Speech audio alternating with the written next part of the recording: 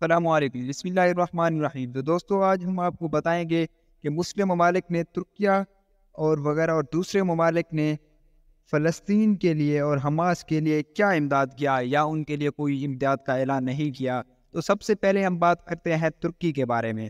تو دوستو، ترکی وہ واحد ملک ہے جس نے بڑھ چڑھ کر کھلے ہو کر یہ اعلان کیا ہے کہ ہم حماس کا ساتھ دیں گے، جبکہ ترکی کے صدر رجب طیب اردگان نے بدھ کے روز اپنے الجزائری ہم منصب عبد المجید تیبون اور سعودی عرب کے ولی عہد شہزادہ محمد بن سلیمان کے ساتھ اسرائیل فلسطین تنازع کے تازہ ترین پیش رفت پر تبادلہ خیال بھی کیا۔ اور اس وقت اس بارے میں انہوں نے یہ کہا کہ ترکی کے کئی کمیونیکیشن ڈائریکٹوریٹ کے مطابق اردگان اور تبون نے حالیہ واقعات کی تشویشناک عمل پر تفصیل سے تبادلہ خیال کیا، جن کی نشاندہی اسرائیل فلسطین حالیہ تنازع ہے۔ ترک رہنما نے کہا ہے کہ اس کا مطلب خطے میں کشیدگی کو دوسرے ممالک میں پھیلائے بغیر ختم کرنا اور مذاکرات کے ذریعے منصفانہ عمل تک پہنچنا۔ ترکی کے مخلصانہ اور پرامن کوششوں کی طرف اشارہ کرتے ہوئے انہوں نے کہا، اور وہ اس بارے میں مزید یہ بھی کہتے ہیں کہ بین الاقوامی برادری خاص طور پر علاقائی ممالک سے بھی حمایت کی توقع ہے۔ جبکہ محمد بن سلیمان کے ساتھ ایک الگ فون کال میں اردگان نے کہا کہ ترکی مسلسل حملوں سے متاثر ہونے والے معصوم شہریوں تک امداد پہنچانے کے لیے بھی کام کر رہا ہے، اور اس بارے میں وہ بہت تشویشناک صورتحال سے گزر رہا ہے۔ انہوں نے اس بات پر زور دیا کہ شہری بستیوں پر بمباری ناقابل قبول ہے۔ اس نے لڑائی کے خاتمے کے لیے علاقائی ممالک کی جانب سے تعمیری پیغامات کی اہمیت پر زور دیا، جو کہ بہترین کاوش ہے۔ مشرقی وسطی کی کشیدگی میں ڈرامائی طور پر اضافے میں اسرائیلی افواج نے غزہ کی پٹی کے خلاف ایک مسلسل اور زبردست فوجی مہم شروع کی ہے، جو اسرائیلی علاقوں میں فلسطینی گروپ حماس کے فوجی حملے کے جواب میں بھی ہے۔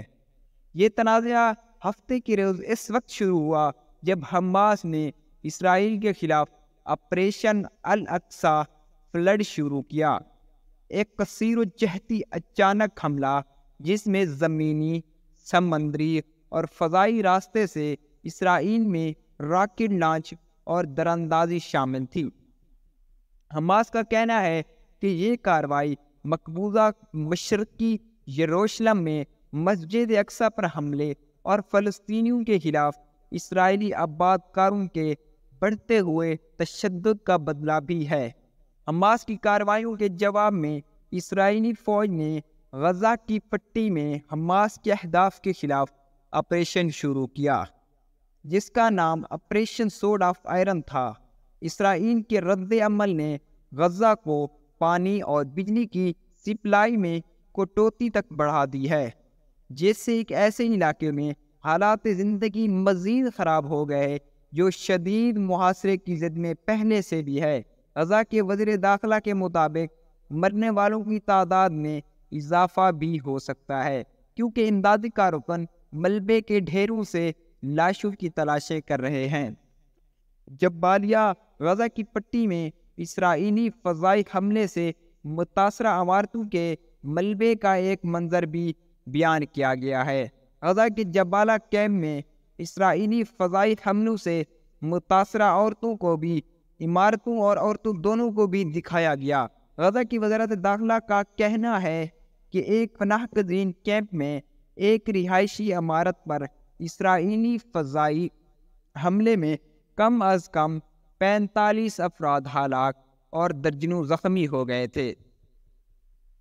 وزارت کے ترجمان ایاد بوزم نے بتایا کہ جمعرات کو اسرائیلی فوج نے گنجان آباد جبالیہ کیمپ کے اوپر یعنی اس کے مرکز پر بمباری بھی کی ہے۔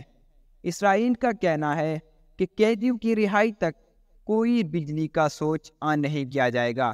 اسرائیل کا مزید یہ بھی کہنا ہے کہ حماس کے ساتھ جنگ ایک ہفتے کے قریب ہونے پر غزہ پر 6000 بم گرائے گئے۔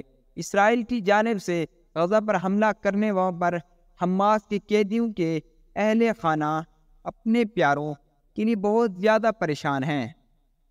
یہ عمارت درجنوں لوگوں سے بھری ہوئی تھی جو غزہ کی پٹی کے دوسرے علاقوں سے بھاری بمباری سے بھاگ کر وہاں پناہ لیے ہوئے تھے، کیونکہ وہاں جب اس عمارت پر بمباری کی گئی تو اس وقت بہت زیادہ لوگ وہاں موجود تھے۔ بوزم نے کہا کہ ہلاکتوں میں اضافے کا امکان ہے، کیونکہ شہری دفاع کے کارکن اب بھی ملبے سے ملنے والی لاشیں نکال رہے ہیں اور مرنے والوں کی گنتی کر رہے ہیں۔ انادولو ایجنسی نے کہا ہے کہ متاثرین میں 2 خاندان کے افراد بھی شامل ہیں، جن کی شناخت شہاب اور ابو حمدان کے نام سے بھی ہوئی ہے، کیونکہ اس وقت غزہ کی صورتحال بہت خراب ہے۔ ایک ذریعے نے انادولو کو بتایا کہ طبی ماہرین نے انادولو جو ایک بہت بڑی ایجنسی ہے کہ طبی ماہرین نے اسرائیلی حملوں کے بعد 44 فلسطینیوں کی لاشیں مردہ خانے میں منتقل کی گئی ہیں۔ انہوں نے مزید کہا کہ ہلاک ہونے والوں میں بچے اور بزرگ بھی شامل ہیں۔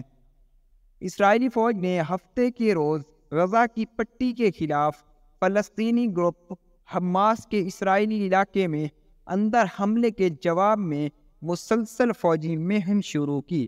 حماس نے اپنے حملے کے دوران کم از کم 100 افراد کو یرغمال بھی بنایا تھا، جو کہ اب تک تعداد 300 سے اوپر بھی چلی گئی ہے۔ اب اگر آپ کو مشرقی وسطی میں ہفتہ خطے کی ہماری کوریج کو دیکھنی ہے تو سب کچھ ایک جگہ پر، چینل کو سبسکرائب کر دیجئے تاکہ ہم آپ کو مزید معلومات بھی اس بارے میں بتاتے رہیں۔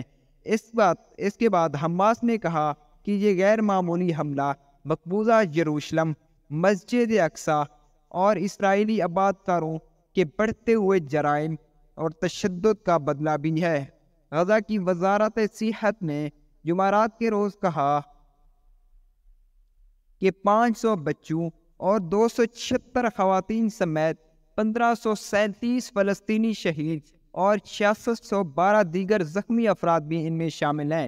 اسرائیل نے غزہ پر مکمل محاصرہ کر رکھا ہے، ان کے لیے پانی اور بجلی کی سپلائی کو بھی مکمل طور پر معطل اور بند کر دیا ہے، اور زندگی کے ایک ایسے علاقے میں جس کو حالات زندگی 2007 سے مؤثر طور پر کھلی فضا میں قید ہے، اس کو مزید خراب کر دیا۔ اسرائیل کے وزیر توانائی اسرائیل کاٹز نے جمعرات کو کہا کہ غزہ کو اس وقت تک بجلی، پانی اور ایندھن فراہم نہیں کیا جائے گا جب تک غزہ کے تمام یرغمالیوں کو آزاد نہیں کیا جاتا، جبکہ اسرائیلی محاصرہ بین الاقوامی قوانین کے تحت جنگی جرم تصور بھی کیا جاتا ہے۔ الجزیرہ کے طارق ابو عزوم نے جمعرات کو غزہ سے رپورٹنگ کرتے ہوئے کہا کہ محصور علاقے میں اسرائیلی بمباری کی ایک اور رات شروع ہو گئی ہے۔ انہوں نے کہا کہ غزہ کی پٹی کے مختلف علاقوں پر اسرائیلی فضائیہ نے بمباری بھی کی ہے، خاص طور پر الصفاوی محلے میں، جہاں ایک رہائشی عمارت کو پیشگی انتباہ کے بغیر زمین سے ہموار کر دیا گیا۔ پوری کی پوری عمارت مکمل طور پر ختم ہو گئی۔ بین الاقوامی قانون فلسطینیوں کے تحفظ میں کیا کردار ادا کرتا ہے، اور اسرائیل کی بمباری سے فلسطینی سینکڑوں شہید اور ہزاروں زخمی بھی ہوئے۔ غزہ کا محاصرہ رست ختم ہو رہی ہے، جس میں سینکڑوں لوگ ختم ہو چکے ہیں۔ دوستو، اگر آپ کو یہ چینل سبسکرائب کر دیجئے تو آپ تک آنے والی تمام اسرائیل اور حماس جنگ کے متعلق اپڈیٹ پہنچتی رہیں گی۔ شکریہ۔